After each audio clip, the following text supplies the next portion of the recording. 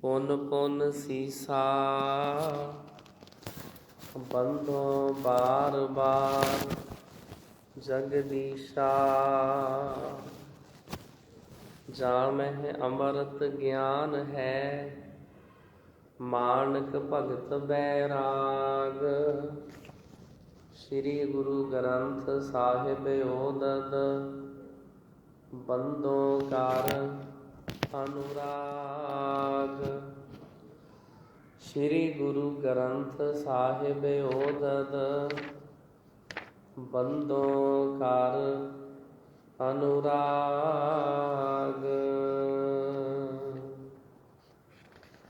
ਦਸਾਂ ਹੀ ਪਾਤਸ਼ਾਹੀਆਂ ਦੀ ਪਾਵਨ ਪਵਿੱਤਰ ਜੋਤ ਧੰਨ ਧੰਨ ਸਤਿਗੁਰੂ ਸ੍ਰੀ ਗੁਰੂ ਗ੍ਰੰਥ ਸਾਹਿਬ ਜੀ ਮਹਾਰਾਜ ਜੀ ਦੀ ਪਾਵਨ ਹਜ਼ੂਰੀ ਵਿੱਚ ਜੁੜ ਮਿਲ ਬੈਠੀ ਗੁਰੂ ਪਿਆਰੀ ਸਾਧ ਸੰਗਤ ਜੀ,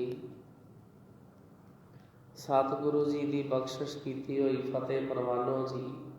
ਵਾਹਿਗੁਰੂ ਜੀ ਕਾ ਖਾਲਸਾ, ਵਾਹਿਗੁਰੂ ਜੀ ਕੀ ਫਤਿਹ। ਸ੍ਰੀ ਗੁਰ ਪ੍ਰਤਾਪ ਸੂਰਜ ਗ੍ਰੰਥ ਰਾਸ ਪਹਿਲੀ ਦਾ 13 ਨੰਬਰ ਅੰਸੂ ਹੈ। ਇਹ 13ਵਾਂ ਅਧਿਆਇ ਅੱਜ ਆਰੰਭ ਹੋ ਰਿਹਾ ਹੈ।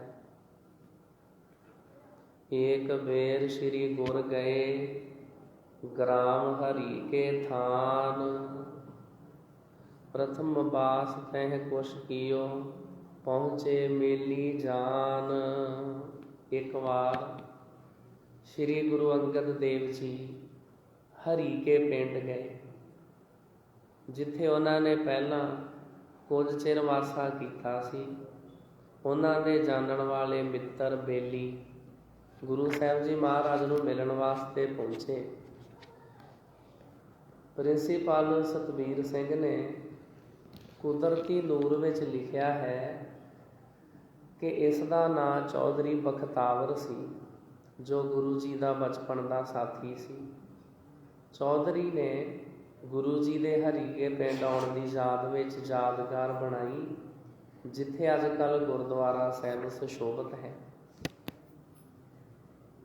ਡੇਰਾ ਕਰਿਓ ਗ੍ਰਾਮ ਤੇ ਸਜਾਏ ਜਿਨ ਕੇ ਸੰਗ ਸਿੱਖ ਸਮੁਦਾਏ। ਗੁਰੂ ਜੀ ਨੇ ਉਸ ਪਿੰਡ ਵਿੱਚ ਜਾ ਕੇ ਡੇਰਾ ਕਰ ਲਿਆ, ਜਿਨ੍ਹਾਂ ਨਾਲ ਸਮੂਹ ਸਿੱਖ ਸੰਗਤ ਵੀ ਸੀ। ਸੁਣ ਸੁਣ ਮਹਿਮਾ ਨਰ ਬਿਸਮਾਏ ਸ਼੍ਰੀ ਨਾਨਕ ਗਾਦੀਏ ਨ ਪਾਏ। ਗੁਰੂ ਜੀ ਦੀ ਮਹਿਮਾ ਸੁਣ ਸੁਣ ਕੇ ਲੋਕੀ ਹੈਰਾਨ ਹੋਏ ਤੇ ਕਹਿ ਰਹੇ ਸਨ, ਇਹਨਾਂ ਨੇ ਸ੍ਰੀ ਗੁਰੂ ਨਾਨਕ ਜੀ ਦੀ ਗੱਦੀ ਪ੍ਰਾਪਤ ਕੀਤੀ ਹੈ। ਮੇਲੀ ਹੁਤੇ ਮਿਲੇ ਸਭ ਆਏ ਕਰ ਬੰਧਨ ਬੈਠੇ ਸਮੁਦਾਏ। ਗੁਰੂ ਜੀ ਦੇ ਜੋ ਮਿੱਤਰ ਸਨ ਸਾਰੇ ਆ ਕੇ ਮਿਲੇ, ਸਾਰੇ ਨਮਸਕਾਰ ਕਰਕੇ ਬੈਠ ਗਏ। ਹੁਤੇ ਹਰੀ ਕੇ ਤਹਿ ਸਿਰਦਾਰਾ ਤਿਨ ਵੀ ਸੁਣ ਕਰ ਸੁਜਾ ਸੁ ਉਤਾਰਾ। ਉੱਥੇ ਹਰੀਕੇ ਪਿੰਡ ਦਾ ਇੱਕ ਸਰਦਾਰ ਸੀ, ਉਸਨੇ ਵੀ ਗੁਰੂ ਜੀ ਦਾ ਬਹੁਤ ਸ੍ਰੇਸ਼ਟ ਜਸ ਸੁਣਿਆ। ਕਰਾਮਾਤ ਸਾਹਿਬ ਗੁਰ ਭਏ ਪੂਰਬ ਬਸਤ ਹੁਤੇ ਜੋ ਗਏ। ਉਹ ਹੈਰਾਨ ਹੋ ਕੇ ਕਹਿਣ ਲੱਗਿਆ, ਜੋ ਪਹਿਲਾਂ ਇੱਥੇ ਰਹਿੰਦੇ ਸੀ ਉਹ ਜਾ ਕੇ ਕਰਾਮਾਤੀ ਗੁਰੂ ਬਣ ਗਏ। ਮਿਲਣ ਹੇਤ ਸੋ ਵੀ ਚੱਲ ਆਇਓ ਸੁਧ ਹਿਤ ਮਾਨਵ ਪ੍ਰਥਮ ਪਠਾਇਓ। ਉਹ ਵੀ ਗੁਰੂ ਜੀ ਨੂੰ ਮਿਲਣ ਲਈ ਚੱਲ ਆਇਆ। ਪਤਾ ਕਰਨ ਲਈ ਉਸਨੇ ਇੱਕ ਬੰਦਾ ਪਹਿਲਾਂ ਭੇਜਿਆ। ਸ਼੍ਰੀ ਅੰਗਦ ਤਿਨ ਕੀ ਗਤ ਜਾਨੀ ਅਦਕ ਪਦਾਰਥ ਤੇ ਬੜ ਮਾਨੀ। ਸ਼੍ਰੀ ਗੁਰੂ ਅੰਗਦ ਦੇਵ ਜੀ ਨੇ ਉਸ ਦੀ ਚਾਲ ਸਮਝ ਲਈ ਕਿ ਇਹ ਬਹੁਤ ਅਮੀਰ ਹੋਣ ਕਰਕੇ ਵੱਡਾ ਹੰਕਾਰੀ ਹੋ ਗਿਆ ਹੈ। ਜਾਂ ਤੇ ਏਕ ਪੰਗੂਰਾ ਲਿਆਇਓ ਤਿਸ ਬੈਠਣ ਕੇ ਹੇਤ ਡਸਾਇਓ। ਗੁਰੂ ਜੀ ਨੇ ਸੇਵਕਾਂ ਨੂੰ ਕਿਹਾ, ਇੱਕ ਪੀੜਾ ਲਿਆਵੋ ਤੇ ਉਸ ਦੇ ਬੈਠਣ ਲਈ ਡਾਹ ਦਿਓ। ਦਾਸ ਆਨ ਤਤਕਾਲ ਵਿਛਾਵਾ ਇਤਨੇ ਮਹਿ ਚੱਲ ਕਰ ਸੋ ਆਵਾ। ਸੇਵਕਾਂ ਨੇ ਝੱਟ ਹੀ ਲਿਆ ਡਾਇਆ ਕਿਤਨੇ ਚਿਰ ਨੂੰ ਉਹ ਸਰਦਾਰ ਵੀ ਚੱਲ ਕੇ ਆਣ ਪਹੁੰਚਿਆ। ਕੇਤਕ ਸੰਗ ਲੋਕ ਤਹਿ ਆਏ, ਸਭਨ ਦੇਖ ਕੇ ਸੀਸ ਨਿਵਾਏ। ਕਿੰਨੇ ਸਾਰੇ ਲੋਕ ਵੀ ਉਸ ਨਾਲ ਉੱਥੇ ਆਏ। ਸਾਰਿਆਂ ਨੇ ਗੁਰੂ ਜੀ ਨੂੰ ਤੱਕ ਕੇ ਸਿਰ ਨਿਵਾਇਆ। ਤਿੰਨ ਮਹਿਮਾਨੀ ਜੋ ਸਿਰਦਾਰ, ਨਹੀਂ ਭੰਗੂਰੇ ਦਿਸ਼ ਪਗ ਧਾਰ। ਪਰ ਉਹਨਾਂ ਵਿੱਚੋਂ ਜੋ ਅਭਿਮਾਨੀ ਸਰਦਾਰ ਸੀ, ਉਹ ਭੰਗੂਰੇ ਪੀੜੇ ਵੱਲ ਗਿਆ ਹੀ ਨਾ। ਸ਼੍ਰੀ ਗੁਰ ਤਰੇ ਪ੍ਰਿਅੰਕ ਨਿਹਾਰਾ, ਤਰੇ ਨ ਬੈਠੋ ਇਮ ਜੀ ਧਾਰਾ। ਉਸਨੇ ਗੁਰੂ ਜੀ ਦੇ ਹੇਠਾਂ ਜੋ ਪਲੰਗ ਸੀ, ਉਸ ਵੱਲ ਵੇਖ ਕੇ ਮਨ ਵਿੱਚ ਇਸ ਤਰ੍ਹਾਂ ਧਾਰ ਲਿਆ ਕਿ ਮੈਂ ਥੱਲੇ ਪੀੜੇ ਤੇ ਨਹੀਂ ਬੈਠਾਂਗਾ। ਜਾਏ ਸਿਰਹਾਣੇ ਕੀ ਦਿਸ਼ ਬੈਠਾ, ਸਰਦਾਰੀ ਕੇ ਮਾਨ ਅਮੈਠਾ। ਉਹ ਗੁਰੂ ਜੀ ਦੇ ਪਲੰਗ ਤੇ ਸਿਰਹਾਣੇ ਵਾਲੇ ਪਾਸੇ ਜਾ ਬੈਠਾ। ਉਹ ਸਰਦਾਰੀ ਦੇ ਮਾਨ ਵਿੱਚ ਆਕੜਿਆ ਹੋਇਆ ਸੀ। ਮੂਰਖ ਨਹਿ ਜਾਨੀ ਵਡਿਆਈ, ਮੈਂ ਸਰਦਾਰ ਲਖੈ ਗਰਬਾਈ। ਮੂਰਖ ਨੇ ਗੁਰੂ ਜੀ ਦੀ ਵਡਿਆਈ ਨੂੰ ਨਹੀਂ ਸੀ ਜਾਣਿਆ। ਉਸਨੇ ਹੰਕਾਰ ਕਰਕੇ ਜਾਣਿਆ ਮੈਂ ਸਰਦਾਰ ਹਾਂ। ਸ਼੍ਰੀ ਗੁਰ ਪਿਖ ਤੂਸ਼ਣ ਹੀ ਠਾਨੀ, ਮੇਲੀ ਜਾਨ ਨ ਕਛੂ ਬਖਾਨੀ। ਗੁਰੂ ਜੀ ਨੇ ਇਹ ਵੇਖ ਕੇ ਚੁੱਪ ਹੀ ਵੱਟੀ ਰੱਖੀ। ਮਿੱਤਰ ਜਾਣ ਕੇ ਕੁਝ ਵੀ ਨਾ ਬੋਲੇ। ਬੈਠ ਘਰੀ ਘਰ ਗਮਨਿਓ ਮੂੜ, ਮਹਿਮਾ ਲਖੀ ਨ ਗੁਣ ਗਨ ਗੂੜ। ਉਹ ਮੂਰਖ ਘੜੀ ਕ ਬੈਠ ਆਪਣੇ ਘਰ ਚਲਾ ਗਿਆ। ਉਸਨੇ ਗੁਣਾਂ ਦੇ ਭੰਡਾਰ ਗੁਰੂ ਜੀ ਦੀ ਵੱਡੀ ਮਹਿਮਾ ਜਾਣੀ ਹੀ ਨਹੀਂ। ਪੀਛੇ ਸਿੱਖਿਆਨ ਗੁਰ ਸੰਗ ਕਹਿਓ, ਇਹ ਤੋਂ ਅਤ ਮੂਰਖ ਹੀ ਲਹਿਓ। ਪਿੱਛੋਂ ਸਿੱਖਾਂ ਨੇ ਗੁਰੂ ਜੀ ਨੂੰ ਕਿਹਾ, ਇਹ ਤਾਂ ਬਹੁਤ ਹੀ ਮੂਰਖ ਹੈ। ਉਚਿਤ ਅਵਨ ਪਰ ਬੈਠਨ ਇਹਾਂ, ਪੁਨ ਨਾ ਭੰਗੂਰੇ ਕੀ ਦਿਸ਼ ਲਾਹਾ। ਉਸ ਦਾ ਤਾਂ ਇੱਥੇ ਬੈਠਣਾ, ਧਰਤੀ ਪਰ ਬੈਠਣਾ ਉਚਿਤ ਸੀ। ਫਿਰ ਉਸਨੇ ਤਾਂ ਪੀੜੇ ਵੱਲ ਤੱਕਿਆ ਹੀ ਨਹੀਂ। ਬਰਜਤ ਬਰਜਤ ਜਾਏ ਸਿਰਹਾਣੇ, ਬੈਠਿਓ ਕੁਛ ਨਾ ਅਦਾਇਬ ਜਾਣੇ। ਉਹ ਤਾਂ ਰੋਕਦਿਆਂ ਆਪ ਜੀ ਦੇ ਸਿਰਹਾਣੇ ਜਾ ਬੈਠਾ। ਅਦਬ ਕਰਨ ਬਾਰੇ ਕੁਝ ਨਹੀਂ ਜਾਣਿਆ। ਸੁਨ ਸ਼੍ਰੀ ਅੰਗਦ ਸਹਿਜ ਸੁਭਾਏ, ਬਾਕ ਬਖਾਨੇ ਸਹਿਜ ਸੁਭਾਏ। ਤਾਂ ਸ਼੍ਰੀ ਗੁਰੂ ਅੰਗਦ ਦੇਵ ਜੀ ਨੇ ਸੁਣ ਕੇ ਸਹਿਜ ਸੁਭਾਅ ਸਭ ਨੂੰ ਸੁਣਾ ਕੇ ਬਚਨ ਕੀਤਾ, ਪਲੰਗ ਭੰਗੂਰਾ ਕਛੂ ਨ ਰਹਿਓ, ਅਬ ਤੇ ਇਨ ਕੋ ਸਭ ਕਿਛ ਦਹਿਓ। ਇਸ ਦਾ ਆਪਣਾ ਪਲੰਗ ਪੀੜਾ ਕੁਝ ਨਹੀਂ ਰਹਿਣਾ। ਹੁਣ ਇਸ ਦਾ ਸਭ ਕੁਝ ਖਤਮ ਹੋ ਜਾਵੇਗਾ। ਕਰਨ ਬੇਅਦਲੀ ਵੱਡਿਆਂ ਕੇਰੀ, ਨਾਸ਼ ਦੇਤ ਕਰ ਵੱਡੋ ਵਡੇਰੀ। ਵੱਡਿਆਂ ਦੀ ਬੇਅਦਬੀ ਕਰਨੀ ਵੱਡਿਆਂ ਦਾ ਨਾਸ਼ ਕਰ ਦਿੰਦੀ ਹੈ। ਵੱਡਿਆਂ ਕੋ ਠਾਨੈ ਸਨਮਾਨਾ, ਸੋ ਜਾਨੋ ਇਹ ਹੋਏ ਮਹਾਨਾ। ਜੋ ਵੱਡਿਆਂ ਦਾ ਸਨਮਾਨ ਕਰਨਾ ਧਾਰਦੇ ਹਨ, ਜਾਣੋ ਉਹ ਮਹਾਨ ਹੋ ਜਾਂਦੇ ਹਨ। ਤਬ ਤੇ ਘਟਤ ਘਟਤ ਘਟ ਗਏ, ਨੈ ਉਕਸੇ ਸੋ ਬਿਨਾਸ਼ੀ ਭਏ। ਉਦੋਂ ਤੋਂ ਘਟਦਿਆਂ ਸਰਦਾਰ ਦੀ ਚੌਧਰ ਘਟ ਗਈ। ਉਹ ਦੁਬਾਰਾ ਨਾ ਉੱਠਿਆ। ਉਸ ਦਾ ਸਾਰਾ ਕੁਝ ਹੀ ਨਸ਼ਟ ਹੋ ਗਿਆ। ਇਸ ਪ੍ਰਕਾਰ ਗੁਰ ਫੇਰਾ ਪਾਏ, ਬਹੁਰ ਖਡੂਰ ਬਿਰਾਜੇ ਆਏ। ਇਸ ਤਰ੍ਹਾਂ ਗੁਰੂ ਜੀ ਹਰੀ ਕੇ ਪਿੰਡ ਫੇਰੀ ਪਾ ਕੇ ਫਿਰ ਖਡੂਰ ਵਿੱਚ ਆ ਬਿਰਾਜੇ। ਸ਼੍ਰੀ ਅੰਗਦ ਨਿਤ ਬੇਪਰਵਾਹ, ਨੀਰ ਕਮਲ ਸਮ ਲੇਪ ਨ ਖਾ। ਸ਼੍ਰੀ ਗੁਰੂ ਅੰਗਦ ਦੇਵ ਜੀ ਹਮੇਸ਼ਾ ਬੇਪਰਵਾਹ ਬਿਰਤੀ ਵਾਲੇ ਸਨ। ਕਮਲ ਫੁੱਲ ਵਾਂਗ ਨਿਰਲੇਪ ਰਹਿੰਦੇ ਸਨ। ਬੁਰੀ ਭਲੀ ਕੁਛ ਸੁਨੈ ਨ ਕਹਿ, ਆਪਣੇ ਪਰਚੈ ਮਹਿ ਨਿਤ ਰਹਿ। ਉਹ ਬੁਰਾ ਭਲਾ ਨਾ ਸੁਣਦੇ ਤੇ ਨਾ ਹੀ ਕਹਿੰਦੇ ਸਨ। ਆਪਣੇ ਮਨ ਵਿੱਚ ਹੀ ਹਮੇਸ਼ਾ ਪਰਚੇ ਰਹਿੰਦੇ ਸਨ। ਆਸ਼ਰਮ ਵਰਨ ਰੀਤ ਜੋ ਧਰਹੀ, ਸੋ ਗੁਰ ਸੰਗਤ ਕੋ ਨਹਿ ਕਰਹੀ। ਜਿਹੜੇ ਲੋਕਾਂ ਨੇ ਵਰਨ ਆਸ਼ਰਮ ਅਨੁਸਾਰ ਕੰਮਕਾਰ ਕਰਨ ਦੀ ਰੀਤੀ ਧਾਰਨ ਕੀਤੀ ਹੋਈ ਸੀ, ਉਹ ਗੁਰੂ ਜੀ ਦੀ ਸੰਗਤ ਨਹੀਂ ਸੀ ਕਰਦੇ। ਹਿੰਦੂ ਧਰਮ ਵਿੱਚ 4 ਵਰਨ ਹਨ: ਬ੍ਰਾਹਮਣ, ਖੱਤਰੀ, ਸ਼ੂਦ ਤੇ ਵੈਸ਼। ਮਹਾਨ ਕੋਸ਼ ਦੇ ਅਨੁਸਾਰ 4 ਆਸ਼ਰਮ ਦਰਸਾਏ ਹਨ, ਜਿਸ ਤੋਂ ਭਾਵ ਹੈ ਜੀਵਨ ਦੇ 4 ਦਰਜੇ। ਪਹਿਲਾ ਹੁੰਦਾ ਹੈ ਬ੍ਰਹਮਚਾਰਿਆ। 8 ਵਰ੍ਹੇ ਦੀ ਉਮਰ ਵਿੱਚ ਜਨੇਊ ਧਾਰਨ ਕਰਕੇ ਵਿਦਿਆ ਪ੍ਰਾਪਤੀ ਲਈ 25 ਵਰ੍ਹੇ ਦੀ ਉਮਰ ਤੱਕ ਗੁਰੂ ਪਾਸ ਰਹਿਣਾ, ਇਹਨੂੰ ਕਹਿੰਦੇ ਨੇ ਬ੍ਰਹਮਚਾਰਿਆ। 8 ਸਾਲ ਤੋਂ ਲੈ ਕੇ ਤੇ 25 ਸਾਲ ਤੱਕ। ਦੂਜਾ ਹੁੰਦਾ ਹੈ ਗ੍ਰਿਹਸਥ।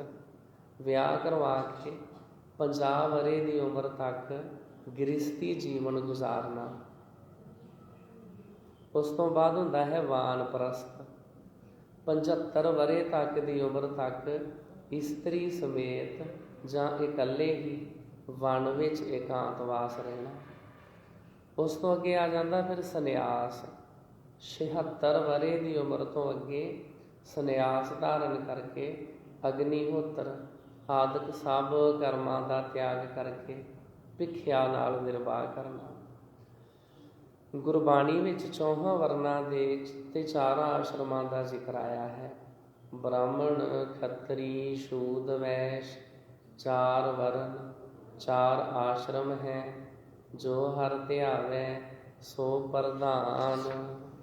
ਤੋ ਜਿਹੜੇ ਸਾਧ ਸੰਗਤ ਜੀ 4 ਵਰਨ ਤੇ 4 ਆਸ਼ਰਮਾਂ ਨੂੰ ਮੰਨਣ ਵਾਲੇ ਸੀ, ਉਹ ਗੁਰੂ ਅੰਗਦ ਸਾਹਿਬ ਦੀ ਸੰਗਤ ਵਿੱਚ ਨਹੀਂ ਸੀ ਆਉਂਦੇ। ਇੱਕ ਸਮਾਨ ਆਸ਼ਰਮ ਅਰ ਧਰਮ, ਸ੍ਰੀ ਗੁਰ ਕੇ ਇਨ ਤੇ ਨਿਹ ਭਰਮ।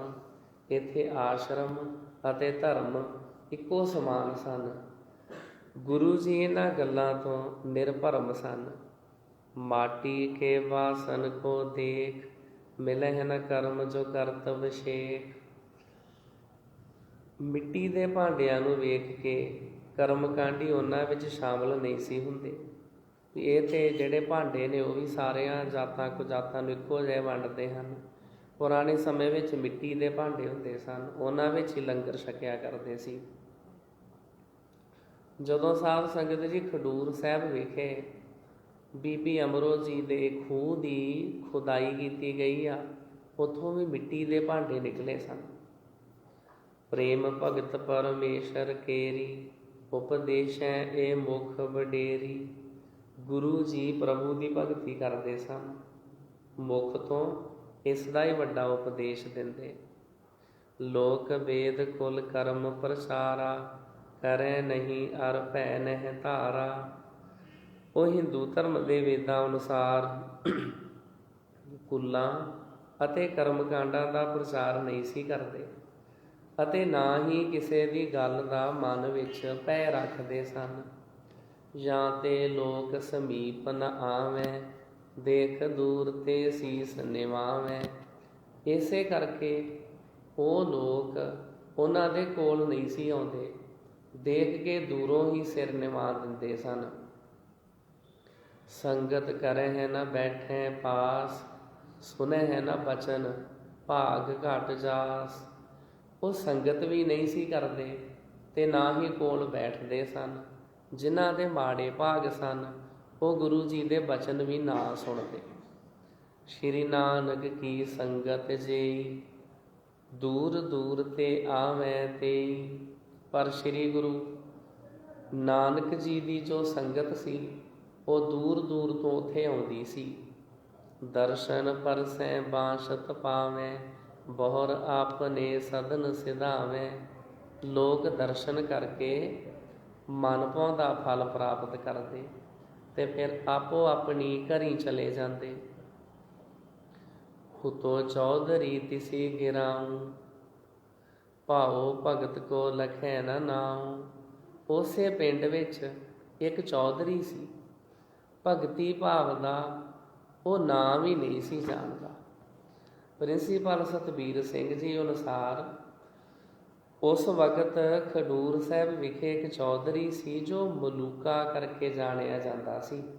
ਉਸ ਦਾ ਨਾਂ ਜਵਾਹਰ ਮੱਲ ਸੀ, ਜਿਸ ਨੂੰ ਮਿਰਗੀ ਦਾ ਰੋਗ ਲੱਗਿਆ ਹੋਇਆ ਸੀ। ਉਹ ਬਹੁਤ ਸ਼ਰਾਬ ਪੀਂਦਾ ਸੀ। ਮਹਿਮਾ ਪ੍ਰਕਾਸ਼ ਭਾਗ ਦੂਜਾ ਤੇ ਸਾਖੀ ਨੰਬਰ 8 ਦੇ ਵਿੱਚ ਅੰਕਿਤ ਹੈ ਕਿ ਜਦ ਉਹ ਗੁਰੂ ਜੀ ਪਾਸ ਆਪਣੇ ਰੋਗ ਤੋਂ ਛੁਟਕਾਰਾ ਪਾਉਣ ਲਈ ਗਿਆ ਤਾਂ ਗੁਰੂ ਜੀ ਨੇ ਆਗਿਆ ਕੀਤੀ।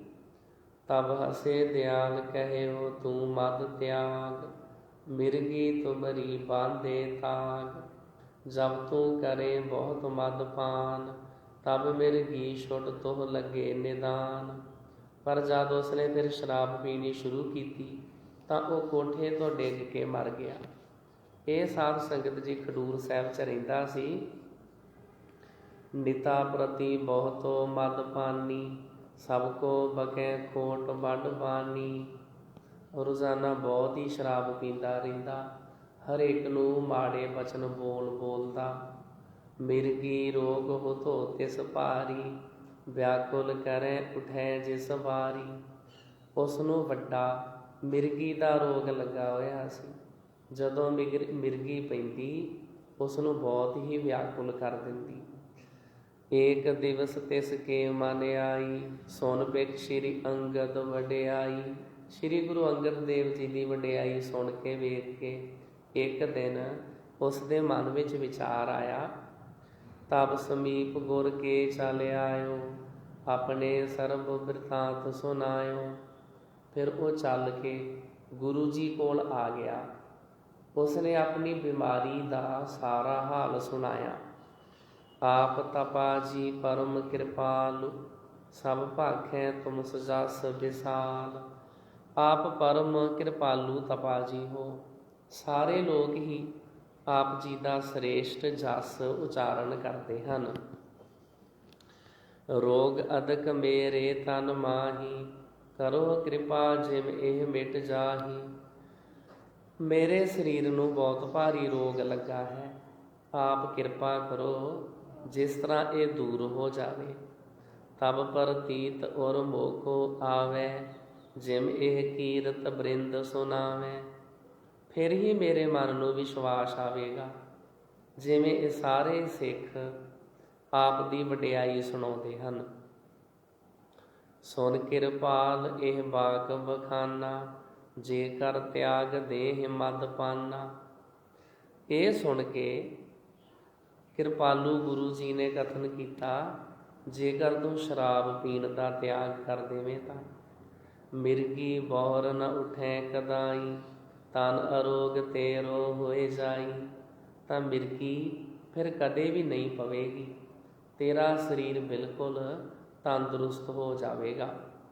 ਜੇ ਆਇਸ ਉਲੰਘੈ ਕਿਤ ਕਾਲਾ, ਕਰੈ ਪਾਨ ਮਦ ਹੋਏ ਨ ਟਾਲਾ। ਜੇਕਰ ਕਿਸੇ ਵੇਲੇ ਵੀ ਸਾਡੀ ਆਗਿਆ ਦੀ ਉਲੰਘਣਾ ਕਰੇਗਾ ਅਤੇ ਸ਼ਰਾਬ ਪੀਵੇਗਾ ਤਾਂ ਫਿਰ ਬਿਮਾਰੀ ਟਲੇਗੀ ਨਹੀਂ। ਤਬ ਮਿਰਗੀ ਹੋਵੈ ਤਨ ਆਏ, ਜਿਸ ਤੇ ਬਿਨਸ ਜਾਹਿ ਤੋ ਪ੍ਰਾਨ। ਫਿਰ ਸਰੀਰ ਵਿੱਚ ਐਸੀ ਮਿਰਗੀ ਪਵੇਗੀ ਜਿਸ ਨਾਲ ਤੇਰੇ ਪ੍ਰਾਣ ਚਲੇ ਜਾਣਗੇ।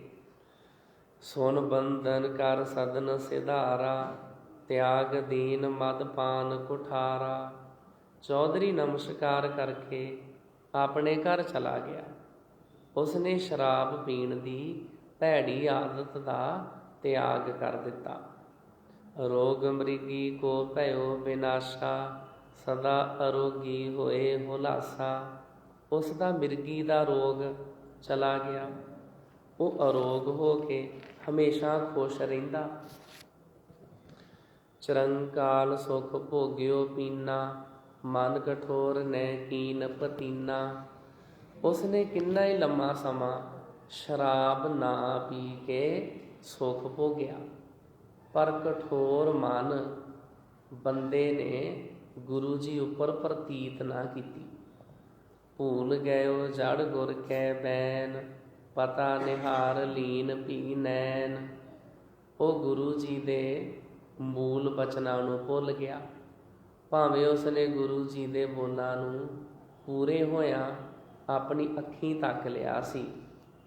ਇੱਕ ਦਿਨ ਸ਼ਾਮ ਘਟਾ ਘੁੰਮੜਾਈ, ਭਈ ਠੰਡ ਬੂੰਦੈਂ ਬਰਖਾਈ। ਇੱਕ ਸ਼ਾਮ ਨੂੰ ਕਾਲੀ ਘਟਾ ਚੜ੍ਹ ਆਈ ਸੀ। ਮੀਂਹ ਦੀਆਂ ਕਣੀਆਂ ਪੈਣ ਨਾਲ ਠੰਡ ਹੋ ਗਈ ਸੀ। ਚੱਲੇ ਵਾਯు ਸੁਖ ਦੇਵਨ ਹਾਰੀ, ਮਧੁਰ ਮਧੁਰ ਗਰਜਤ ਘਟਕਾਰੀ। ਬਹੁਤ ਸੋਹਣੀ ਸੁੱਖ ਦੇਣ ਵਾਲੀ ਹਵਾ ਚੱਲ ਰਹੀ ਸੀ। ਮਿੱਠੀ ਮਿੱਠੀ ਆਵਾਜ਼ ਨਾਲ ਕਾਲੀਆਂ ਘਟਾਵਾਂ ਗਰਜ ਰਹੀਆਂ ਸਨ। ਤਬ ਹੀ ਮਦਰਾ ਲੀਨ ਮੰਗਾਈ, ਉਮਗਿਓ ਹਿਰਦਾ ਰਹਿਓ ਨਹਿ ਜਾਈ। ਉਸ ਵੇਲੇ ਉਸਨੇ ਦਾਰੂ ਸ਼ਰਾਬ ਮੰਗਵਾ ਲਈ। ਉਸ ਦਾ ਦਿਲ ਖੁਸ਼ੀ 'ਚ ਉਛਾਲੇ ਖਾ ਗਿਆ। ਕਰਿਓ ਪਾਨ ਮੁਖ ਨੁਕਲ ਮੰਗਾਏ, ਖਾਵਤ ਚੜਿਓ ਅਮਲ ਉਰਛਾਏ। ਸ਼ਰਾਬ ਬਗੈਰ ਉਸ ਤੋਂ ਰਿਹਾ ਨਹੀਂ ਸੀ ਜਾ ਰਿਹਾ। ਉਸਨੇ ਕੋਈ ਕਰਾਰੀ ਖਾਣ ਵਾਲੀ ਚੀਜ਼ ਮੰਗਾ ਲਈ ਅਤੇ ਸ਼ਰਾਬ ਪੀ ਲਈ। ਖਾਂਦੇ ਪੀਂਦਿਆਂ ਨਸ਼ਾ ਚੜ੍ਹ ਗਿਆ ਤੇ ਦਿਲ 'ਤੇ ਛਾ ਗਿਆ। ਜਾਏ ਅਰੂੜਿਓ ਬਹੁਰ ਅਟਾਰੀ, ਵਿਖਨ ਬਹਾਰ ਬਰਖ ਤੋਂ ਬਾਰੀ। ਫਿਰ ਉਹ ਬਾਹਰ ਵਰਖਾ ਪੈਂਦੀ ਦਾ ਨਜ਼ਾਰਾ ਤੱਕਣ ਵਾਸਤੇ ਚੁਬਾਰੇ ਉੱਪਰ ਚੜ੍ਹ ਗਿਆ। ਗੁਰਦਿਸ਼ ਉੱਚੇ ਕਹਿਓ ਪੁਕਾਰਾ, ਕਰ ਮਦ ਪਾਨ ਭਇਓ ਮਤਵਾਰਾ। ਉਹ ਦਾਰੂ ਪੀ ਕੇ ਮਸਤ ਹੋ ਗਿਆ ਸੀ।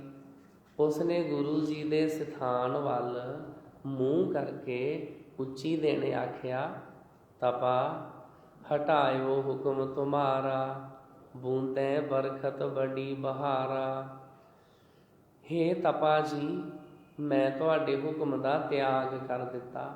ਵਰਖਾ ਹੋ ਰਹੀ ਹੈ, ਬੜੀ ਬਹਾਰ ਲੱਗੀ ਹੋਈ ਹੈ। ਰਹਿਓ ਨ ਜਾਏ ਮੋਹੇ ਤੇ ਕੈਸੇ, ਪਾਵਤ ਅਤ ਪ੍ਰਮੋਦ ਮੈਂ ਐਸੇ। ਮੇਰੇ ਕੋਲੋਂ ਕਿਵੇਂ ਵੀ ਰਿਹਾ ਨਹੀਂ ਗਿਆ।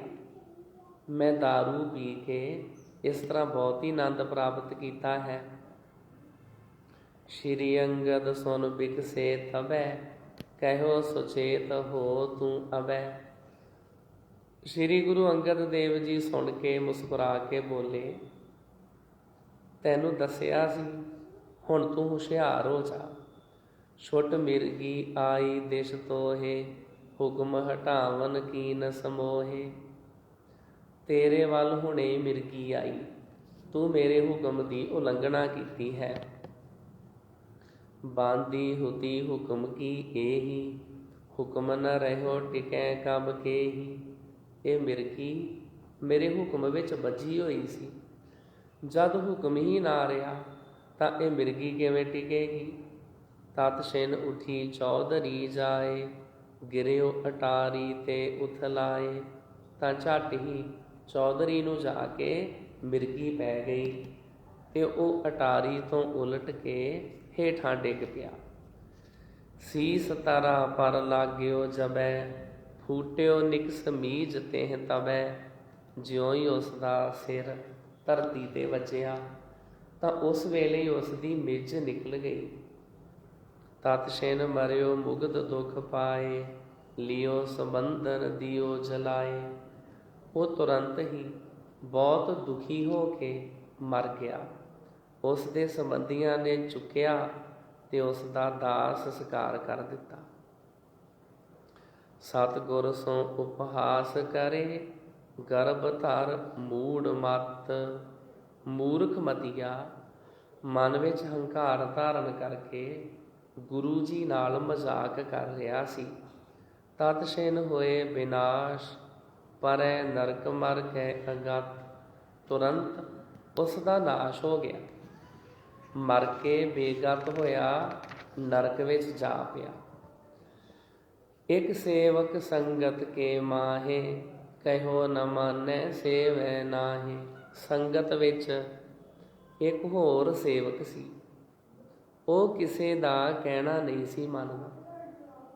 ਕਿਸ ਕੇ ਕਹੇ ਟਹਿਲ ਨਹਿ ਕਰੇ, ਚਰੰਕਾਲ ਤਿਨ ਅਸ ਬੁੱਧ ਧਰੇ। ਉਹ ਕਿਸੇ ਦੇ ਵੀ ਕਹਿਣ 'ਤੇ ਟਹਿਲ ਸੇਵਾ ਨਹੀਂ ਸੀ ਕਰਦਾ। ਕਿੰਨਾ ਚਿਰ ਤੱਕ? ਉਸਨੇ ਇਸ ਤਰ੍ਹਾਂ ਦੀ ਹੀ ਮਤ ਧਾਰਨ ਕਰੀ ਰੱਖੀ। ਜੋ ਗੁਰ ਕਹਿ ਕਾਜ ਸੋ ਕਰਹੁ, ਆਨ ਬਾਗ ਕੋ ਕਾਨ ਨ ਧਰਹੁ। ਜੋ ਗੁਰੂ ਜੀ ਕਹਿਣਗੇ ਮੈਂ ਉਹੋ ਹੀ ਕੰਮ ਕਰਾਂਗਾ, ਹੋਰ ਕਿਸੇ ਦਾ ਆਖਿਆ ਕੰਨ ਤੇ ਨਹੀਂ ਧਰਾਂਗਾ। ਚਿਰੰਕਾਲ ਬੀਤਿਓ ਤਹਿ ਰਹੇ, ਇੱਕ ਦਿਨ ਸ਼੍ਰੀ ਬੁੱਢੇ ਬਚ ਕਹੈ। ਬਹੁਤ ਚਿਰ ਉੱਥੇ ਰਹਿੰਦਿਆਂ ਬੀਤ ਗਿਆ ਤਾਂ ਇੱਕ ਦਿਨ ਉਸ ਨੂੰ ਬਾਬਾ ਬੁੱਢਾ ਜੀ ਨੇ ਬਚਨ ਕੀਤੇ। ਗੁਰ ਸੰਗਤ ਮਹਿ ਭਲੋ ਰਹਾਵਨ, ਭਜਨ ਟਹਿਲ ਕਰ ਕਾਲ ਬਿਤਾਵਨ। ਗੁਰੂ ਦੀ ਸਤ ਸੰਗਤ ਵਿੱਚ ਹੀ ਰਹਿਣ 'ਚ ਭਲਾ ਹੈ। ਟਹਿਲ ਸੇਵਾ ਅਤੇ ਭਜਨ ਕਰਕੇ ਵਕਤ ਬਤੀਤ ਕਰਨਾ ਚੰਗਾ ਹੁੰਦਾ। ਬੈਠੇ ਦੇਹ ਕਾਜ ਕਿਸੇ ਆਏ, ਛੂਹੈ ਨ ਕੋਈ ਮ੍ਰਿਤ ਜਬ ਪਾਏ। ਗੁਰੂ ਸਾਹਿਬ ਨੇ ਸਮਝਾਇਆ, ਵਿਹਲੇ ਬੈਠਿਆਂ ਇਹ ਦੇਹੀ ਕਿਸ ਕੰਮ ਆਏਗੀ। ਜਦ ਮੌਤ ਆਏਗੀ ਤਾਂ ਕਿਸੇ ਨੇ ਇਸ ਸਰੀਰ ਨੂੰ ਛੂਹਣਾ ਵੀ ਨਹੀਂ, ਲੋਕੀ ਦੂਰ ਦੂਰ ਰਹਿਣਗੇ। ਕਹਿਣ ਲੱਗਿਓ ਗੁਰਬਾਕ ਕਹਿ ਜਿਮ, ਟਹਿਲ ਕਰੋ ਤਿਸ ਕਾਲ ਭਲੇ ਤਿਮ। ਤਾਂ ਉਹ ਸੇਵਕ ਕਹਿਣ ਲੱਗਾ, ਜਿਸ ਤਰ੍ਹਾਂ ਗੁਰੂ ਜੀ ਬੋਲ ਕਰਨਗੇ ਮੈਂ ਤਿਵੇਂ ਉਸ ਵੇਲੇ ਹੀ ਟਹਿਲ ਸੇਵਾ ਕਰਾਂਗਾ। ਕਹਿਓ ਅਪਰ ਕੋ ਮਾਨੋ ਨਾਹੀ, ਜੈ ਨਿਸ਼ਚੈ ਮੇਰੇ ਮਨ ਮਾਹੀ। ਮੈਂ ਹੋਰ ਕਿਸੇ ਦਾ ਆਖਿਆ ਨਹੀਂ ਮੰਨਾਂਗਾ, ਮੈਂ ਮਨ ਵਿੱਚ ਇਹੀ ਨਿਸ਼ਚਾ ਕੀਤਾ ਹੈ। ਬਹੁਰ ਤਿਸੇ ਬੀਤਾ ਚਿਰਕਾਲ, ਇੱਕ ਦਿਨ ਬੋਲਿਓ ਸ਼੍ਰੀ ਗੁਰ ਨਾਲ। ਫਿਰ ਉਸ ਦਾ ਉੱਥੇ ਰਹਿੰਦਿਆਂ ਬਹੁਤ ਸਮਾਂ ਲੰਘ ਗਿਆ ਤਾਂ ਉਹ ਇੱਕ ਦਿਨ ਗੁਰੂ ਜੀ ਨਾਲ ਬੋਲਿਆ। ਬਹੁਤ ਦਿਵਸ ਕੋ ਮੈਂ ਅਬਿਲਾਖੀ, ਨਿਜ ਮੁਖ ਤੇ ਕਛ ਸੇਵ ਨ ਭਾਖੀ। ਮੈਂ ਬਹੁਤ ਦਿਨਾਂ ਤੋਂ ਅਬਿਲਾਸ਼ੀ ਹਾਂ, ਤੁਸੀਂ ਮੈਨੂੰ ਆਪਣੇ ਮੁਖ ਤੋਂ ਕੋਈ ਵੀ ਸੇਵਾ ਨਹੀਂ ਕਹੀ। ਗੁਰੂ ਅੰਗਦ ਸਾਹਿਬ ਜੀ ਮਹਾਰਾਜ ਨੂੰ ਇਸ ਤਰ੍ਹਾਂ ਕਹਿਣ ਲੱਗਾ। ਇਹ ਜਿਹੜਾ ਸੇਵਾਦਾਰ ਸੀ ਵੈਸੇ ਸੇਵਾ ਕੋਈ ਨਹੀਂ ਸੀ ਕਰਦਾ। ਇਹਨੂੰ ਜਿਹੜਾ ਕੋਈ ਸਿੱਖ ਸੇਵਕ ਕਹਿੰਦਾ ਸੀ ਨਾ ਵੀ ਫਲਾਨੀ ਸੇਵਾ ਕਰੀਏ, ਇਹ ਅੱਗੇ ਉਹ ਜਵਾਬ ਦੇ ਦਿੰਦਾ ਸੀ। ਇਹ ਕਹਿੰਦਾ ਸੀ ਮੈਂ ਤੇ ਗੁਰੂ ਅੰਗਦ ਸਾਹਿਬ ਜੀ ਦੇ ਆਖੇ ਲੱਗਾਂਗਾ, ਗੁਰੂ ਸਾਹਿਬ ਜੀ ਮੈਨੂੰ ਆਪ ਕਹਿਣ, ਮੈਂ ਹੋਰ ਕਿਸੇ ਦੇ ਆਖੇ ਨਹੀਂ ਲੱਗਣਾ। ਇੱਕ ਦਿਨ ਫਿਰ ਇਹ ਗੁਰੂ ਅੰਗਦ ਸਾਹਿਬ ਜੀ ਨੂੰ ਮਿਲਿਆ। ਸਤਿਗੁਰੂ ਜੀ ਨੂੰ ਕਹਿਣ ਲੱਗਾ, ਜੀ ਮੈਨੂੰ ਤੁਸੀਂ ਕੋਈ ਸੇਵਾ ਦੱਸਦੇ ਹੀ ਨਹੀਂ। ਜਿਹਨੇ ਸੇਵਾ ਕਰਨੀ ਹੋਵੇ ਉਹਦੇ ਵਾਸਤੇ ਤਾਂ ਬਹੁਤ ਸਾਰੀਆਂ ਸੇਵਾਵਾਂ ਹਨ। ਜਿਹਨੇ ਕੁਛ ਨਾ ਕਰਨਾ ਹੋਵੇ ਉਹਨੂੰ ਕੁਛ ਵੀ ਨਹੀਂ ਕਰਨ ਵਾਸਤੇ ਲੱਭਦਾ। ਇਹਨੇ ਬਾਬਾ ਬੁੱਢਾ ਸਾਹਿਬ ਜੀ ਨੂੰ ਵੀ ਨਾ ਕਰ ਦਿੱਤੀ ਸੀ ਵੀ ਮੈਂ ਨਹੀਂ ਹੋਰ ਕਿਸੇ ਦੇ ਆਖੇ ਲੱਗਣਾ। ਤੇ ਗੁਰੂ ਅੰਗਦ ਸਾਹਿਬ ਜੀ ਮਹਾਰਾਜ ਨੂੰ ਜਦੋਂ ਕਿਹਾ, ਜੀ ਮੈਨੂੰ ਵੀ ਕੋਈ ਸੇਵਾ ਬਖਸ਼ੋ, ਕਰਿਓ ਬਾਕ ਤਬ ਬੇਪਰਵਾਹ, ਅਗਨ ਜਰੋ ਇਹ ਸੇਵਾ ਆਹੇ। ਉਸ ਵੇਲੇ ਬੇਪਰਵਾਹ ਗੁਰੂ ਜੀ ਨੇ ਬਚਨ ਕੀਤੇ, ਅੱਗ ਵਿੱਚ ਪੈ ਕੇ ਜਲ ਜਾਓ, ਇਹੀ ਸੇਵਾ ਹੈ। ਤੇਰੇ ਵਾਸਤੇ ਇਹੋ ਹੀ ਆ ਸੇਵਾ। ਅੰਗੀਠਾ ਤਿਆਰ ਕਰਕੇ ਨਾ, ਚਿਖਾ ਤਿਆਰ ਕਰਕੇ ਅੱਗ ਬਾਲ ਕੇ ਉਹਦੇ ਵਿੱਚ ਸੜ ਜਾ, ਇਹ ਆ ਤੇਰੇ ਵਾਸਤੇ ਸੇਵਾ। ਪੁੱਛਿਆ ਤੇ ਇਹਨੇ ਵੀ ਗੁਰੂ ਸਾਹਿਬ ਜੀ ਨੂੰ ਝੂਠਾ ਮੂਠਾ ਹੀ ਸੀ, ਦਿਲ ਤੇ ਇਹਦਾ ਵੀ ਕੋਈ ਸੇਵਾ ਕਰਨ ਨੂੰ ਨਹੀਂ ਸੀ ਕਰਦਾ। ਅੱਗੇ ਗੁਰੂ ਅੰਗਦ ਸਾਹਿਬ ਜੀ ਨੇ ਵੀ ਫਿਰ ਕਹਿ ਦਿੱਤਾ ਵੀ ਤੇਰੇ ਵਰਗੇ ਆਲਸੀ ਬੰਦਿਆਂ ਦੀ, ਜਿਨ੍ਹਾਂ ਨੇ ਡੱਕਾ ਤੋੜ ਕੇ ਦੋਹਰਾ ਨਹੀਂ ਕਰਨਾ, ਗੁਰੂ ਘਰ ਵਿੱਚ ਕੋਈ ਲੋੜ ਨਹੀਂ ਹੈ। ਤੂੰ ਇਸ ਤਰ੍ਹਾਂ ਕਰ, ਅੱਗ ਬਾਲ ਕੇ ਉਹਦੇ ਵਿੱਚ ਸੜ ਜਾ ਕੇ। ਸੁਨ ਤਬ ਗਮਨਿਓ ਬਨ ਕੇ ਮਾਹੀ, ਲੱਕਰੀ ਕਰੀ ਬਟੋਰਨ ਤਾਹੀ। ਹੁਣ ਕੀ ਕਰਦਾ ਵਿਚਾਰਾ, ਫਸ ਗਿਆ। ਗੁਰੂ ਸਾਹਿਬ ਨੂੰ ਨਾ ਵੀ ਨਹੀਂ ਸੀ ਕਰ ਸਕਦਾ। ਸੁਣ ਕੇ ਉਹ ਸੇਵਕ ਤਦ ਜੰਗਲ ਵਿੱਚ ਚਲਾ ਗਿਆ ਤੇ ਉੱਥੇ ਉਸਨੇ ਲੱਕੜੀਆਂ ਇਕੱਠੀਆਂ ਕੀਤੀਆਂ। ਅਗਨ ਪਰਜੁਲਤ ਹੇਰ ਕਰ ਡਰਿਓ, ਗੁਰ ਬਚ ਪਰ ਨਹਿ ਟਿਕ ਬੋ ਕਰਿਓ। ਅੱਗ ਮੱਛੀ ਵੇਖ ਕੇ ਡਰ ਗਿਆ, ਗੁਰੂ ਜੀ ਦੇ ਬਚਨਾਂ ਤੇ ਟਿਕਿਆ ਨਾ। ਅੱਗ ਦੇ ਵਿੱਚ ਸੜਨਾ ਕਿਤੇ ਸੌਖੀ ਗੱਲ ਆ। ਡਰ ਗਿਆ, ਅੱਗ ਬਾਲ ਕੇ। ਇੱਕ ਤਸਕਰ ਚੋਰੀ ਕੋ ਮਾਲ, ਲੀਏ ਜਾਤ ਆਇਓ ਤਿਸ ਕਾਲ। ਉਸੇ ਵਕਤ ਇੱਕ ਚੋਰ ਚੋਰੀ ਦਾ ਮਾਲ ਲੈ ਕੇ ਜਾ ਰਿਹਾ ਸੀ। ਉਹ ਉੱਥੇ ਆ ਗਿਆ ਜਿੱਥੇ ਇਹ ਚਿਖਾ ਬਾਲ ਕੇ ਬੈਠਾ ਸੀ। ਪਿਖ ਅਚਰਜ ਕੋ ਪੂਛਨ ਕਰਿਓ, ਇਹ ਕਿਆ ਕਰਤ ਇਹਾਂ ਤੈ ਖਰਿਓ। ਅਚਰਜ ਘਟਨਾ ਵੇਖ ਕੇ ਚੋਰ ਉਸ ਨੂੰ ਪੁੱਛਣ ਲੱਗਾ, ਇਹ ਥਾਂ ਤੇ ਖੜਾ ਤੂੰ ਇਹ ਕੀ ਕਰ ਰਿਹਾ ਹੈ? ਜੇ ਤੇ ਕਿਸੇ ਦੀ ਚਿਖਾ ਬਲਦੀ ਹੋਵੇ, ਉੱਥੇ 8-10 ਲੋਕੀ ਹੋਰ ਵੀ ਹੁੰਦੇ ਨੇ, ਤੂੰ ਤੇ ਇਕੱਲਾ ਹੀ ਅੱਗ ਬਾਲ ਕੇ ਬੈਠਾ, ਕੀ ਕਰਦਾ ਹੈ ਇੱਥੇ? ਗੁਰ ਕੋ ਬਚ ਮੋਹ ਕੋ ਤਿਨ ਕਹਿਓ, ਜਰੋ ਅਗਨ ਅਬ ਜਾਏ ਨਾ ਦਹਿਓ।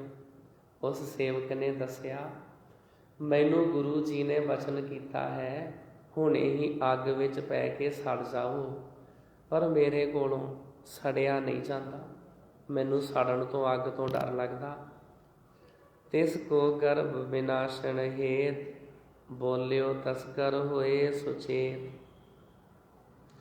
ਉਸ ਦੇ ਹੰਕਾਰ ਨੂੰ ਤੋੜਨ ਖਾਤਰ ਚੋਰ ਸੁਚੇਤ ਹੋ ਕੇ ਬੋਲਿਆ, ਮੈਂ ਕਲਮਲ ਕੀਨੇ ਸਮੁਦਾਏ, ਇਹਾਂ ਜਰੇ ਤੇ ਸਭ ਮਿਟ ਜਾਏ। ਚੋਰ ਕਹਿਣ ਲੱਗਾ, ਮੈਂ ਬਹੁਤ ਪਾਪ ਕੀਤੇ ਹਨ, ਇਸ ਥਾਂ ਤੇ ਸੜ ਜਾਣ ਨਾਲ ਸਾਰੇ ਪਾਪ ਮਿਟ ਜਾਣਗੇ। ਕਿਉਂਕਿ ਇਹ ਗੁਰੂ ਸਾਹਿਬ ਦਾ ਬਚਨ ਹੈ ਨਾ, ਤਾਂ ਕਰਕੇ ਜੇ ਮੈਂ ਅੱਗ ਵਿੱਚ ਸੜ ਜਾਵਾਂ, ਮੇਰੇ ਸਾਰੇ ਪਾਪ ਬਖਸ਼ੇ ਜਾਣਗੇ। ਵੈਸੇ ਵੀ ਤਾਂ ਮੈਂ ਮਰਨਾ ਹੀ ਹੈ। ਜਦੋਂ ਮੈਨੂੰ ਕਿਸੇ ਦਿਨ ਰਾਜੇ ਨੇ ਪਕੜ ਲਿਆ, ਉਹ ਮੈਨੂੰ ਕਿੰਨੀਆਂ ਸਜ਼ਾਵਾਂ ਦੇਣਗੇ, ਕਿਉਂਕਿ ਮੈਂ ਕਈ ਲੋਕਾਂ ਦਾ ਕਤਲ ਕੀਤਾ, ਕਈਆਂ ਦੇ ਘਰ ਲੁੱਟੇ ਨੇ। ਹੁਣ ਤੇ ਮੌਕਾ ਹੈ। ਮੋਹ ਤੇ ਦਰਬ ਸਰਬ ਅਬ ਲੇਵੋ, ਸ਼੍ਰੀ ਗੁਰਬਾਕ ਮੋਲ ਮੁਝ ਦੇਵੋ। ਉਹ ਚੋਰ ਕਹਿਣ ਲੱਗਾ, ਜੀ ਮੇਰੇ ਕੋਲੋਂ ਇਹ ਸਾਰੇ ਪਦਾਰਥ ਹੁਣੇ ਹੀ ਲੈ ਲਓ, ਇਹ ਜਿੰਨਾ ਮੇਰੇ ਕੋਲ ਸੋਨਾ ਚਾਂਦੀ ਹੈ ਨਾ, ਤੇ ਆਪਣੇ ਗੁਰੂ ਦੇ ਬੋਲ ਮੈਨੂੰ ਮੁੱਲ ਦੇ ਦੇ। ਜਿਹੜਾ ਗੁਰੂ ਦਾ ਹੁਕਮ ਆ, ਅੱਗੇ ਉਹ ਤੋਂ ਮੈਨੂੰ ਇਹ ਵੇਚ ਦੇ, ਤੇ ਮੇਰੇ ਕੋਲੋਂ ਇਹ ਸਾਰਾ ਸੋਨਾ ਚਾਂਦੀ ਲੈ ਲਾ। ਸੁਣ ਕੇ ਧਨ ਲੀਨਸ ਲਲਚਾਏ, ਤਬ ਤਸਕਰ ਤਨ ਦੀਨ ਜਲਾਏ। ਸੁਣ ਕੇ ਲਾਲਚ ਵਿੱਚ ਆ ਕੇ ਉਸਨੇ ਚੋਰ ਕੋਲੋਂ ਧਨ ਲੈ ਲਿਆ। ਤਦ ਚੋਰ ਨੇ ਅੱਗ ਵਿੱਚ ਪੈ ਕੇ ਆਪਣੀ ਦੇਹੀ ਜਲਾ ਦਿੱਤੀ। ਸੁਰਪੁਰ ਤੇ ਬਿਮਾਨ ਚਲ ਆਵਾ, ਸਾਦਰ ਕਹਿ ਕੇ ਤੁਰਤ ਚੜਾਵਾ। ਉਸ ਵੇਲੇ ਸਵਰਗਾਂ ਤੋਂ ਉੱਥੇ ਇੱਕ ਬਿਮਾਨ ਚੱਲ ਆਇਆ। ਆਦਰ ਨਾਲ ਕਹਿ ਕੇ ਤੁਰੰਤ ਹੀ ਉਸ ਨੂੰ ਵਿੱਚ ਚੜਾ ਲਿਆ। ਸੁਖ ਅਨੰਤ ਮਹਿ ਜਾਏ ਰਹਿਓ ਹੈ, ਗੁਰ ਬਚ ਤੇ ਅਗ ਦੇਹ ਦਹਿਓ ਹੈ। ਜੋ ਜਾ ਕੇ ਅਨੰਤ ਸੁਖ ਵਿੱਚ ਰਹਿਣ ਲੱਗਾ, ਗੁਰੂ ਦੇ ਬਚਨਾਂ ਸਦਕਾ ਉਸ ਦੀ ਪਾਪੀ ਦੇਹੀ ਦਾ ਨਾਸ਼ ਹੋ ਗਿਆ। ਲੋਭ ਧਾਰ ਸਿੱਖ ਗਮਨਿਓ ਘਰ ਕੋ, ਗਇਓ ਨਰਨ ਤਿਸ ਲਖ ਤਸਕਰ ਕੋ। ਲੋਭ ਧਾਰਨ ਕਰਕੇ ਸਿੱਖ ਘਰ ਨੂੰ ਚਲਾ ਗਿਆ। ਲੋਕਾਂ ਨੇ ਉਸ ਨੂੰ ਚੋਰ ਸਮਝ ਕੇ ਪਕੜ ਲਿਆ, ਕਿਉਂਕਿ ਉਹਦੇ ਕੋਲ ਬਹੁਤ ਸਾਰਾ ਮਾਲ ਸੰਭਾਵ ਸੀ। ਕੋਟ ਵਾਰ ਕੇ ਕਰਿਓ ਅਗਾਰੀ, ਤਿਨ ਦੇਖਤ ਹੀ ਗਿਰਾ ਉਚਾਰੀ। ਉਸ ਨੂੰ ਕੋਤਵਾਲ ਦੇ ਅੱਗੇ ਪੇਸ਼ ਕੀਤਾ। ਕੋਤਵਾਲ ਨੇ ਉਸ ਨੂੰ ਵੇਖਣ ਸਾਰ ਹੀ ਕਿਹਾ, ਸ਼ੀਨ ਲਿਹੋ ਤਿਸ ਕੋ ਸਭ ਮਾਲ, ਫਾਂਸੀ ਦੇਹੋ ਜਾਏ ਤਤਕਾਲ। ਇਸ ਕੋਲੋਂ ਸਾਰਾ ਮਾਲ ਖੋਹ ਲਵੋ, ਜਾ ਕੇ ਤੁਰੰਤ ਹੀ ਇਸ ਨੂੰ ਫਾਂਸੀ ਦੇ ਦੇਵੋ। ਹੁਕਮ ਮਾਨ ਫਾਂਸੀ ਤਿਸ ਦੀਨਾ, ਮੂਰਖ ਮਰਿਓ ਧਰਮ ਤੇ ਹੀਨਾ। ਉਹਨਾਂ ਕੋਤਵਾਲ ਦਾ ਹੁਕਮ ਮੰਨ ਕੇ ਉਸ ਨੂੰ ਫਾਂਸੀ ਦੇ ਦਿੱਤੀ। ਮੂਰਖ ਧਰਮ ਤੋਂ ਰਹਿਤ ਹੋ ਕੇ ਮਰ ਗਿਆ। गुरु बचन पर जेह परतीत, तिसै मिलै ऊचो पद नीत। जिन्हां ਨੂੰ ਗੁਰੂ ਜੀ ਦੇ ਬੋਲਾਂ 'ਤੇ ਨਿਸ਼ਚਾ ਹੁੰਦਾ ਹੈ, ਉਹਨਾਂ ਨੂੰ ਹਮੇਸ਼ਾ ਉੱਚਾ ਪਦ ਮਿਲਦਾ ਹੈ। ਤਜਹਿ ਬਾਕ ਧਰ ਲੋਭ ਵਿਸਾਲਾ, ਪਾਵਹਿ ਨਰਕ ਤੁਰਤ ਹੋਏ ਕਾਲਾ।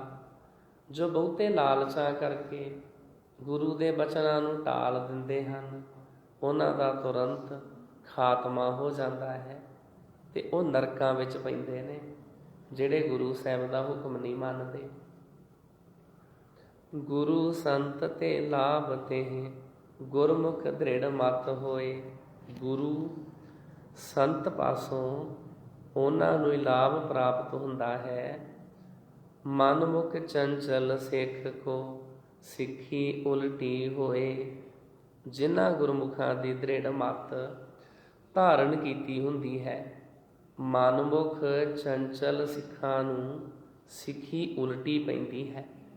ਜਿਹੜੇ ਸਿਰਫ ਨਾਮ ਤਰੀਕ ਹੀ ਸਿੱਖ ਬਣੇ ਫਿਰਨ ਅਤੇ ਉਹਨਾਂ ਦੇ ਵਿੱਚ ਸ਼ੁਭ ਗੁਣ ਨਾ ਹੋਣ, ਉਹਨਾਂ ਦੀ ਹਾਲਤ ਇਹੋ ਜਿਹੇ ਸਿੱਖ ਵਰਗੀ ਹੁੰਦੀ ਹੈ ਜਿਹੜਾ ਕਿਸੇ ਦੇ ਆਖੇ ਨਹੀਂ ਸੀ ਲੱਗਦਾ, ਜਿਹੜਾ ਕਿਸੇ ਗੁਰਸਿੱਖ ਦੇ ਕਹਿਣ ਦੇ ਉੱਤੇ ਕੋਈ ਵੀ ਸੇਵਾ ਨਹੀਂ ਸੀ ਕਰਦਾ।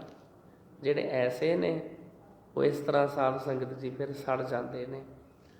ਮਹਿਮਾ ਸਤਿਗੁਰ ਬਚਨ ਕੀ, ਦੇਖੋ ਪੁੰਨ ਪ੍ਰਮਾਨ। ਸਤਿਗੁਰੂ ਜੀ ਦੇ ਬੋਲਾਂ ਦੀ ਮਹਿਮਾ ਦਾ ਪ੍ਰਤੱਖ ਪ੍ਰਮਾਣ ਹੈ। ਜਿਹੜੇ ਸਤਿਗੁਰੂ ਜੀ ਦੇ ਬਚਨਾਂ ਦੇ ਅਨੁਸਾਰ ਹੀ ਚੱਲਦੇ ਨੇ, ਜਿਹੜੇ ਗੁਰੂ ਜੀ ਦੇ ਹੁਕਮ ਵਿੱਚ ਚੱਲਦੇ ਨੇ, ਉਹਨਾਂ ਨੂੰ ਸੁੱਖ ਦੀ ਪ੍ਰਾਪਤੀ ਹੁੰਦੀ ਹੈ।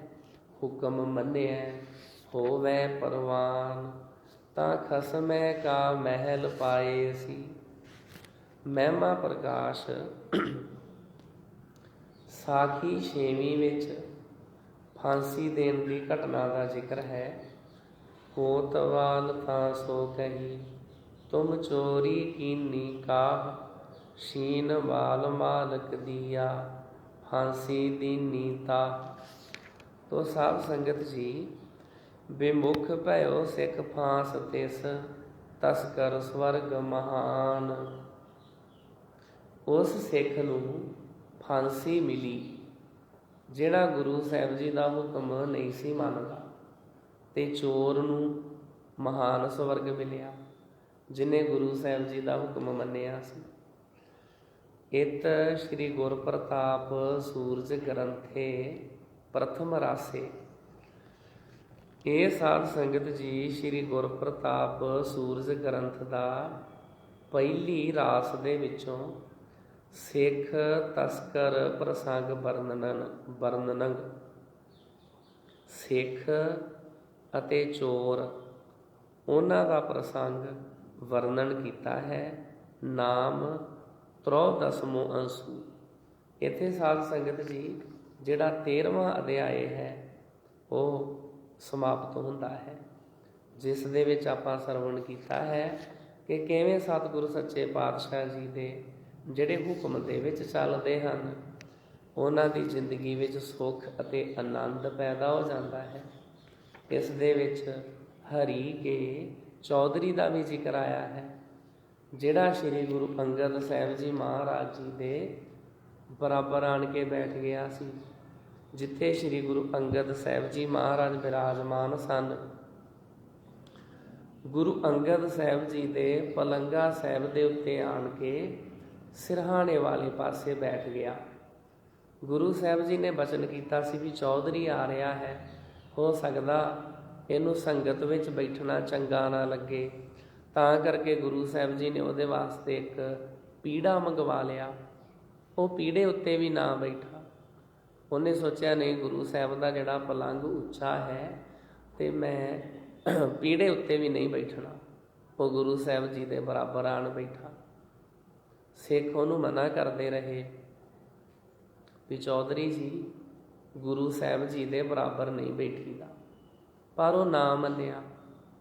ਸਿੱਖਾਂ ਨੇ ਕਿਹਾ ਸਤਿਗੁਰੂ ਜੀ ਮੂਰਖ ਹੀ ਹੈ ਇਹ। ਇਸ ਤਰ੍ਹਾਂ ਬਚਨ ਕੀਤਾ।